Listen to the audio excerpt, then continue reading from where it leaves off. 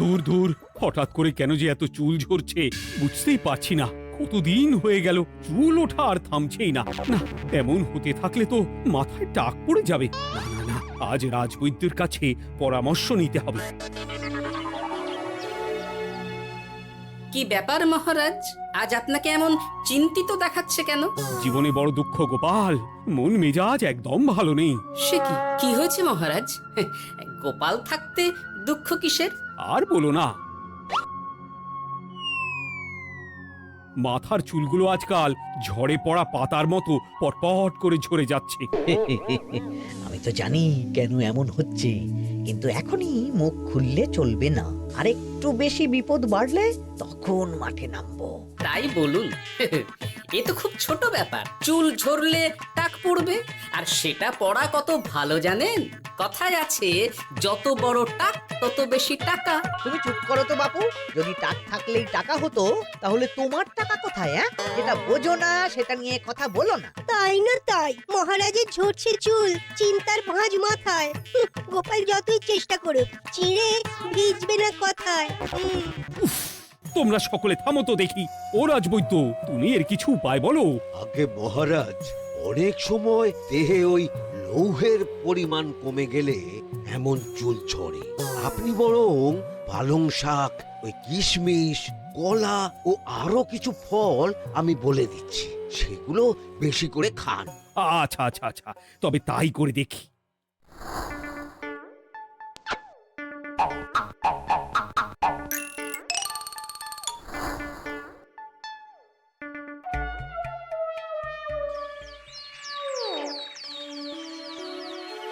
ও রাজবৈদ্য, তোমার কথা মতো শাক পাতা ফলমূল সবই তো খেলাম, চুল ঝরা বন্ধ তো হলোই না।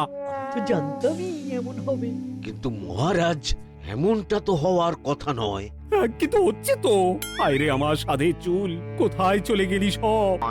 এর জন্য তুমি দায়ী। তুমি এর জন্য শাস্তি পাবে বৈদ্য। আমাকে আমাকে ক্ষমা করে দিন মহারাজ, এমনটা হবে এ তো আমি ভাবতেই পারিনি। কিছু মনে করবেন না মহারাজ, ছোট মুখে বড় কথা বলছি, কিন্তু সত্যি এখানে রাজবৈদ্যর কোনো দোষ নেই। ওকে শাস্তি দেওয়াটা ঠিক হবে না মহারাজ। দেখেছেন মহারাজ, গোপালের সাহসটা দেখেছেন? আপনার মুখের উপর কথা বলছে। তা বলি, তুমি যখন এতই বোঝো, তাহলে নিজেই একটা আস্ত লোহা খেয়ে দেখো না, তোমার মাথায় চুল গজাচ্ছে কিনা। ঠিকই আছে, এসব মূর্খের মতো কথা কেবল আপনার থেকেই আশা করা যায় মন্ত্রী মশাই। মহারাজ, আপনি বিচক্ষণ মানুষ, আমার শুধু অনুরোধ, আরেকবার ভেবে দেখবেন। ঠিক আছে, রাজবৈদ্যকে আমি শাস্তি দেব না, কিন্তু সকলের জন্য আমার একটা ঘোষণা আছে। কি ঘোষণা? আমার এই কঠিন সমস্যা যে দূর করে দিতে পারবে, তাকে আমি বিশেষ পুরস্কারে ভূষিত করব। এই তো পেয়েছি, এই সুযোগ কোনোভাবেই হাতছাড়া করা চলবে না। এবারের সমস্যাটা সত্যি বেশ কঠিন। কি করলে যে মহারাজের চুল পড়া বন্ধ হবে সেই উপায় মাথাতেই আসছে না। হঠাৎ করে কেন যে এমন হলো কে জানে।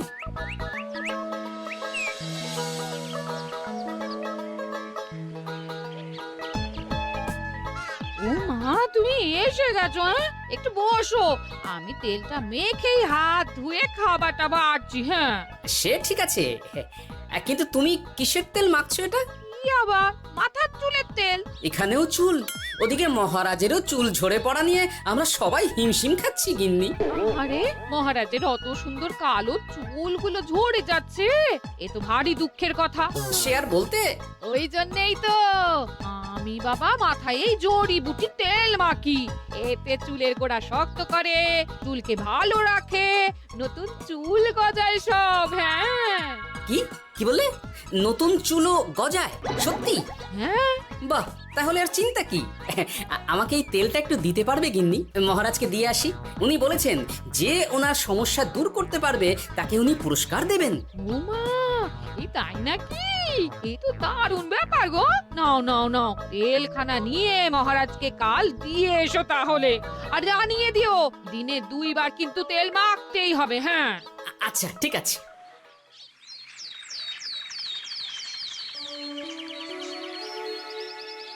কোনো উপায় খুঁজে পেলে তোমরা?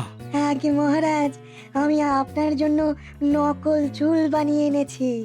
যতদিন আপনার চুল পড়া বন্ধ না হচ্ছে ততদিন আপনি এটা পরে ব্যবহার করতে পারেন। সে তো বুঝলাম, কিন্তু নকল চুল তো আর আসল চুলে জায়গা নিতে পারবে না বিজ্ঞানী। আসল চুলের কথা ভেবে আমি আপনার জন্য কেশুত্তে পাতা এনেছি মহারাজ। আচ্ছা বেশ। তা গোপাল, খুব তো আগের দিন বকবক করছিলে, তুমি কি এনেছো শুনি?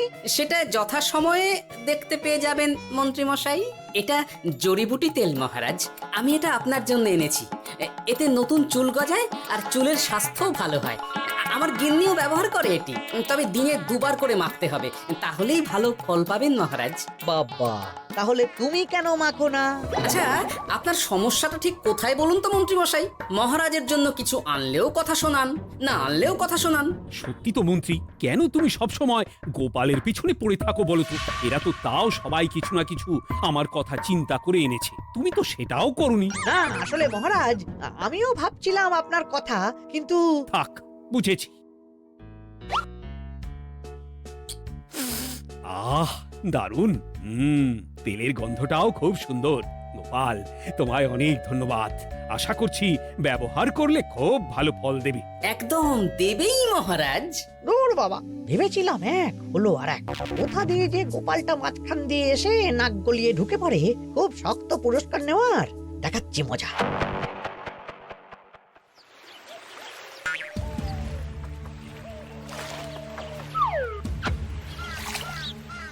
এবারে গোপালের তেল দিয়েই সব কিছু তোলপাড় করব।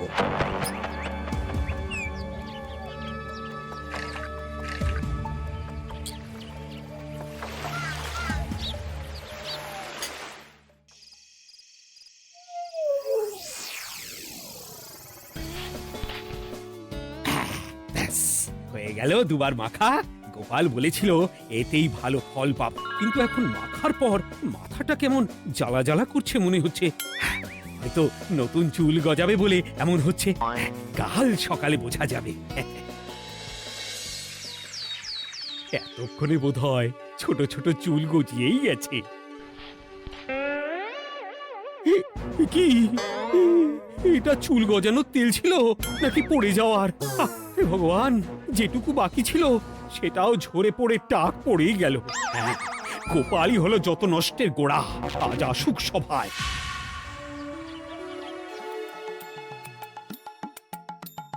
এই যে এখন এলেন উনি।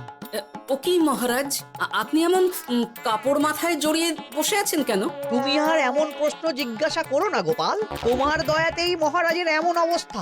মানে? মানেটা আমি তোমায় দেখাচ্ছি, দাঁড়াও। এই যে গোপালের দেওয়া তেল মেখেই আমার এমন হয়েছে, আর তার জন্য আমি তোমাকে কোনোদিনও ক্ষমা করব না গোপাল। বিশ্বাস করুন মহারাজ, আমার গিন্নিও মাখে এই তেল, কিন্তু এমন কিছু তো এখনো পর্যন্ত ঘটেনি। আমি আর কিচ্ছু শুনতে চাই না। আমার মাথা ভর্তি চুল আমি ফেরত চাই। যতদিন না আমার মাথার সব চুল ফিরে আসছে ততদিন আমি তোমার মুখও দেখতে চাই না। মহারাজ, আপনার কোনো চিন্তা নেই, আমি তো আছি। এবার এই সমস্যার একটা সমাধান আমি করেই ছাড়বো। কি ব্যাপার, মন্ত্রী মশাই এত লাফাচ্ছে কেন? এসবের পেছনে আবার ওনার হাত নেই তো? না, ব্যাপারটা পরে দেখতে হচ্ছে।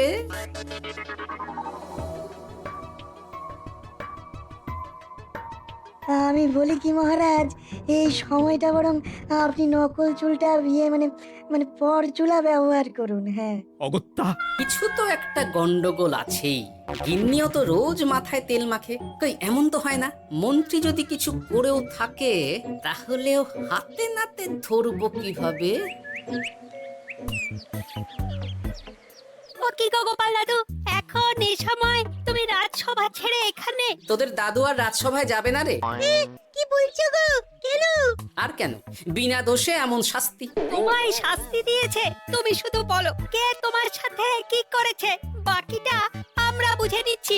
আচ্ছা, আর বলছি, কৃষ্ণনগরের মন্ত্রী মশাইয়ের বাড়িটা কোন দিকে একটু বলতে পারবেন? কৃষ্ণনগরে নতুন নাকি?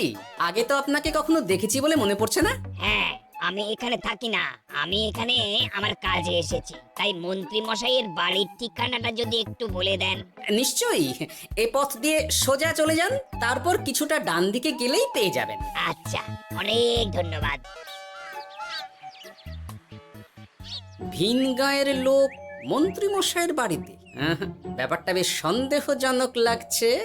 এই এই গুলটে ন্যাপলা, তোরা তোরা দুজন একটু আড়াল থেকে দেখতো লোকটা মন্ত্রী মশাইয়ের বাড়িতে ঠিক কি জন্য এসেছে, তারপর আমায় খবর দিস। ঠিক আছে গোপাল দাদু। তোমার আবার এখানে আসার কি দরকার ছিল? আমি তো বলেছি যে আমি ঠিক গিয়ে তোমার পাওনা গন্ডা মিটিয়ে দেবো। মিটিয়ে দেবে? কতদিন হয়ে গেছে জানেন? দেখো, হয় আমার কীটনাশক আর সার সব ফিরিয়ে দিন, নয়তো আমার জিনিসের দাম মিটিয়ে দিন। কীটনাশক, সার আর কি করে ফেরত দেবো বলো? ও তো সব পুকুরের জলে মিশে গেছে। ওসব আমি জানি না, আমার পাওনা গন্ডা মিটিয়ে দিন, ব্যাস। চল চল, এখনই তাহলে গোপাল দাদুকে গিয়ে সব জানাই। চল চল দাদু, ও গোপাল দাদু, তোরা এসে গেছিস? আয় আয় আয় আয় আয়। মন্ত্রী মশাইয়ের মুখ থেকে অনেক খবর পেলাম। তাই নাকি? কি শুনি? মন্ত্রী মশাই ওই লোকটার কাছ থেকে অনেক কীটনাশক সার নিয়েছে, কিন্তু এখনো জিনিসের দাম মেটায়নি। হ্যাঁ, ওই জন্যই তো মন্ত্রী মশাইয়ের উপর লোকটা খুব লেগেছিল, হুমকিও দিয়েছে 1 সপ্তাহের মধ্যে জিনিসের দাম সব মিটিয়ে দিতে হবে। তাই নাকি? কিন্তু কীটনাশক সার নিয়ে মন্ত্রী মশাই কি করবে? সেটা তো বলতে পারবো না দাদু, তবে হ্যাঁ, মন্ত্রী মশাই ওই লোকটাকে বলছিল যে ওই সব কীটনাশক সার পুকুরের জলে মিশে গেছে। কি বললি? পুকুরের জলে? আচ্ছা, এবার দুয়ে দুয়ে 4 করা গেল। অনেক ধন্যবাদ রে তোদের। বল বল, তোরা কি খাবি? কিচ্ছু লাগবে না গোপাল দাদু, তবে ভোলা বয়ের আর মিষ্টি খাওয়ালে। আচ্ছা আচ্ছা। কি করে যে মহারাজকে আসল ব্যাপারটা বোঝাই, কিছু তো একটা উপায় বের করতেই হবে। তা বলি বাবা, রাজসভায় যেতে হবে না বলে কি সারাদিন এইভাবেই শয়নে শয়নে দিন কাটাবেন বাবা? হ্যাঁ, উপায় পেয়ে গেছি। বুঝলে গিন্নি, আমাকে একটা জায়গায় যেতে হবে, বুঝলে? তারপর ওখানে যদি কাজ হয় তাহলে আগামীকাল রাজসভায় আমি যাব। কিন্তু তুমি যে বলেছিলে তোমার এখন ছুটি। হ্যাঁ, কি আর করি বলো, গুরুত্বপূর্ণ একটা কাজ, তাই যেতেই হবে। আচ্ছা যাও। ওই গো বিজ্ঞানী, আরে গোপাল যে, বলো। এই যে বিজ্ঞানী, একটা বিশেষ দরকারে তোমার কাছে এলাম, বুঝলে? হ্যাঁ, বলোই না। আচ্ছা, এই দূষিত জলকে কিভাবে আবার পরিশুদ্ধ করে বলতে পারবে? কেন পারবো না? জলের মধ্যে একটু চুন আর ফটকিরি দিয়ে দিলেই জল আবার দূষণ মুক্ত হয়ে যাবে। তবে ওগুলো দেওয়ার পর কিছুদিন সেই জলকে ব্যবহার করা বন্ধ রাখতে হয়। হ্যাঁ।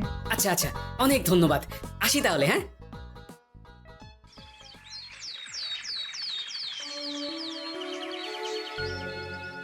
ছায়া পড়েছে, ছায়া পড়েছে, আমি বেশ বুঝতে পারছি তার ছায়া পড়েছে এখানে। কার ছায়া পড়েছে? আজকাল তোর মাথা থেকে অনেক চুল ঝরে পড়ছে, তাই না? আগে হ্যাঁ সাধু বাবা, আপনি একদম ঠিক কথা বলেছেন। ও বাবা, এই আবার কোথা থেকে উদয় হলো? আরে আমি একা গিয়ে সেই স্নানের পুকুর পরিদর্শন করতে চাই। যথা আজ্ঞা বাবা।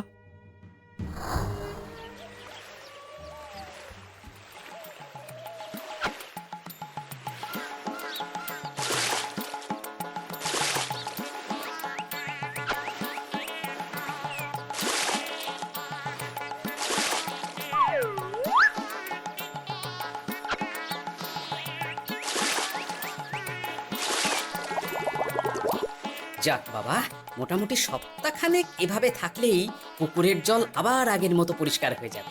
এবার শুধু মহারাজকে একটু বুঝিয়ে বললেই হয়ে যাবে।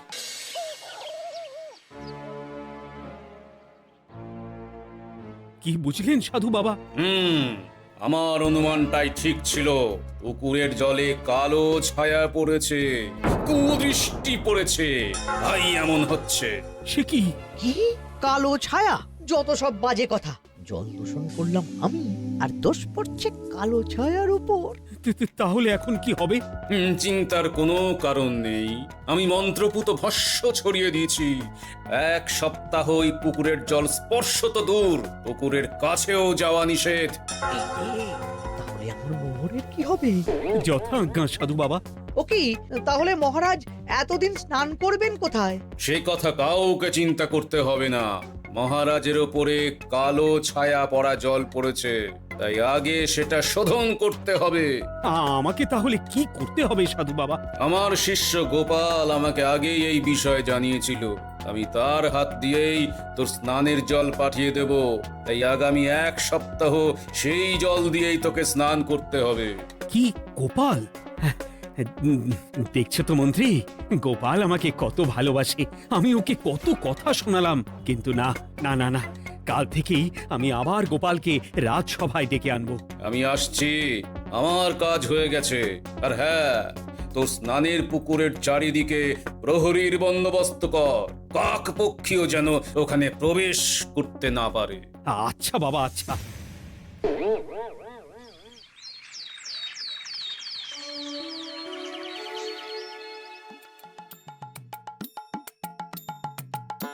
গোপাল, তোমাকে আবার এখানে দেখতে পেয়ে আমার খুব ভালো লাগছে। তোমার গুরুদেব গতকাল এসেছিলেন, কিছু মনে করো না। না বুঝেই তোমাকে অনেক কথা শুনিয়েছি। না মহারাজ, আমি জানি আপনি আমাকে খুব ভালোবাসেন, তাই আমি কিছু মনে করিনি মহারাজ। এই নিন, আমি আপনার স্নানের জল এনেছি। হ্যাঁ হ্যাঁ হ্যাঁ, দাও দাও দাও।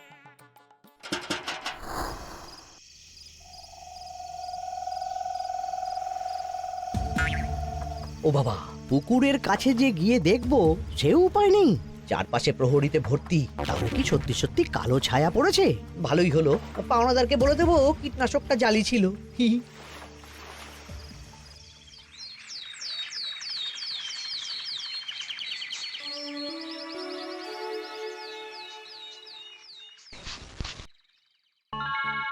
এই তো আমার সেই পুরনো কালো চুলগুলো আবার ফিরে এসেছে। আহা, কি যে আনন্দ হচ্ছে দেখে। আজ 1 সপ্তাহ সম্পূর্ণ হলো। গোপালের জন্য আমার স্নানের পুকুর থেকে কালো ছায়া দূর হয়েছে। আমাকে এই সমস্যা থেকে দূর করার জন্য আমি গোপালকে 100টি মোহর উপহার দিতে চাই। ধন্যবাদ মহারাজ। দূর, আমার আর ভালো লাগে না। সব সময় গোপালই মোহর পায়, এটা তো আমার পাওয়ার কথা ছিল। এদিকে আজকে পাওনাদারও আসবে।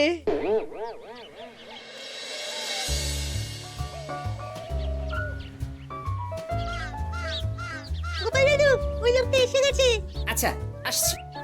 এটা তো মন্ত্রীর বাড়ির দিকে রাস্তা।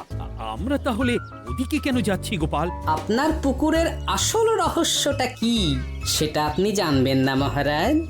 মানে নিজের চোখেই দেখুন, তাহলে বুঝতে পারবেন। আর একটু সময় দাও আমায় ভাই, এমনিতেও তোমার কীটনাশক কোনো কাজের নয়। কি এখন এসব কথা? আর একদিনও সময় দিতে পারছি না। একটু বোঝো, একটু। সব আমি মহারাজের পুকুরের জলে মিশিয়ে দিয়েছি। মন্ত্রী, তুমি তাহলে সেই কালো ছায়া? মহারাজ, আপনার পর্দা ফাঁস হয়ে গেছে মন্ত্রী মশাই। তুমি তাহলে সবটা জানতে? একদম প্রথম থেকে। রে, খুব জোর ফেঁসেছি।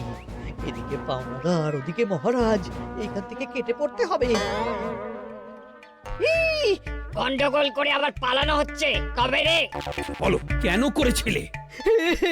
মহারাজ, আমি ভেবেছিলাম আপনার সব চুল উঠে গেলে আমি আপনার কাছ থেকে চুল গজানোর ওষুধ দেওয়ার নামে অনেক টাকা লুটবো। কিন্তু সেই ভাবনা ভাবনাই থেকে গেল, সেগুড়ে যে বালি হয়ে গেল।